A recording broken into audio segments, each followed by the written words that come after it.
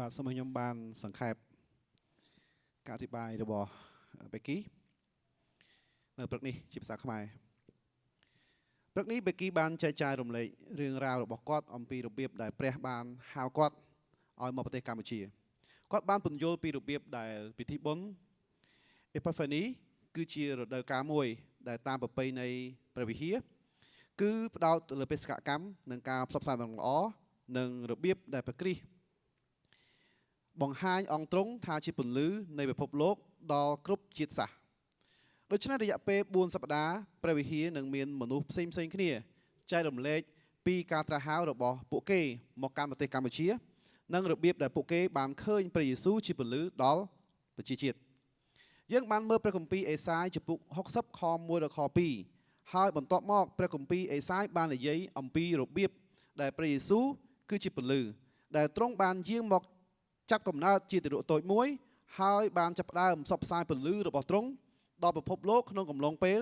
ដែលទ្រង់បានរស់នៅលើផែនដីភាពងងឹតបានព្យាយាមពន្លត់ពន្លឺនេះជាច្រើនដងច្រើនសារជាពិសេសនៅថ្ងៃដែលព្រះយេស៊ូវត្រូវបានគេឆ្កាងនៅលើជឆ្កាងប៉ុន្តែនៅថ្ងៃទី3ទ្រង់បានរស់ឡើងវិញហើយពន្លឺបានយកឈ្នះលើភាពងងឹតម្ដងជាសរ៉ាច់ចាប់តាំងពីពេលនោះមកព្រះវិញ្ញាណបរិសុទ្ធបានបន្តផ្សព្វផ្សាយពន្លឺនេះទូទាំងពិភពលោកតាមរយៈព្រះគ្រីស្ទតាមរយៈគ្រីស្ទបរិស័ទដែលដើរតាមពន្លឺរបស់ព្រះយេស៊ូវបន្ទាប់មកបេគីបានចែកចាយរំលឹកអំពីទីបន្ទាល់របស់គាត់អំពីរបៀបដែលគាត់ខ្លាចភាពងងឹតកាលពីនៅក្មេងនៅពេលយប់បន្ទប់គេងរបស់គាត់ងងឹតនឹងគួរឲ្យខ្លាចណាស់ហើយភាពងងឹតធ្វើឲ្យពិបាកមើលអ្វីដែលនៅក្នុងបន្ទប់របស់គាត់ពេលគាត់បើកភ្លើងគាត់អាចមើលឃើញច្បាស់វិញហើយក៏លែងខ្លាចភាពងងឹតនោះទៀតគាត់និយាយថាជីវិតជាមួយព្រះយេស៊ូវគឺដូច្នោះដែរពេលយើងចំណាយពេលជាមួយទ្រង់ហើយអនុញ្ញាតឲ្យទ្រង់បំភ្លឺពន្លឺរបស់ទ្រង់នៅក្នុងជីវិតរបស់យើងទ្រង់បង្ហាញយើងឲ្យឃើញពីអ្វីដ៏ពិតប្រាកដហើយយើងមិនចាំបាច់ខ្លាចទៀតទេពេលបេគីមានអារម្មណ៍ថាព្រះជាម្ចាស់កំពុងហៅគាត់និងក្រុមគ្រួសាររបស់គាត់មកប្រទេសកម្ពុជាគាត់បានអនុញ្ញាតឲ្យភាពងងឹតធ្វើឲ្យគាត់ភ័យខ្លាចនៅរឿងជាច្រើនដូចជាក្រុមគ្រួសារឈឺនៅអាមេរិកខណៈពេលដែលគាត់មិននៅទីនោះរីឯកូនរបស់គាត់វិញត្រូវរបួសឬឈឺជីវិតនៅក្រៅប្រទេសពិតជាពិបាកខ្លាំងណាស់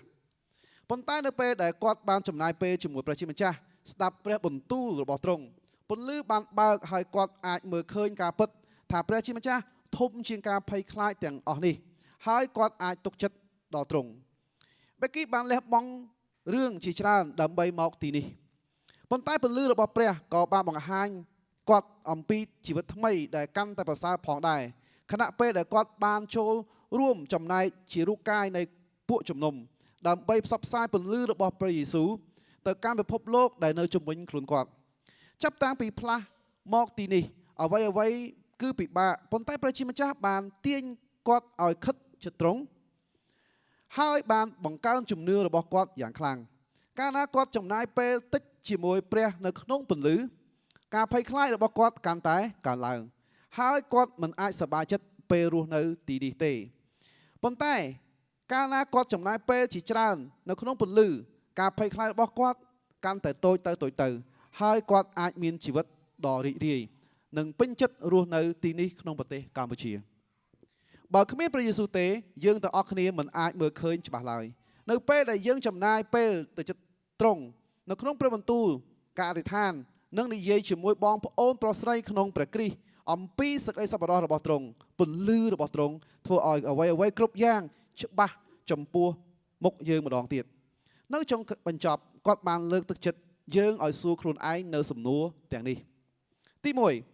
តើខ្ញុំស្ថិតនៅផ្នែកត្រង់ណានៃរូបកាយរបស់ព្រះគ្រីស្ទដើម្បីផ្សព្វផ្សាយពន្លឺនៅក្នុងភាពងងឹតសំណួរទី2តើស្ថានភាពអ្វីខ្លះនៅក្នុងជីវិតរបស់ខ្ញុំផ្ទាល់ដែលខ្ញុំត្រូវការព្រះយេស៊ូវដើម្បីបំភ្លឺនៅអ្វីឲ្យកាន់តែច្បាស់បាទនេះជាព្រះបន្ទូលរបស់ព្រះអង្គ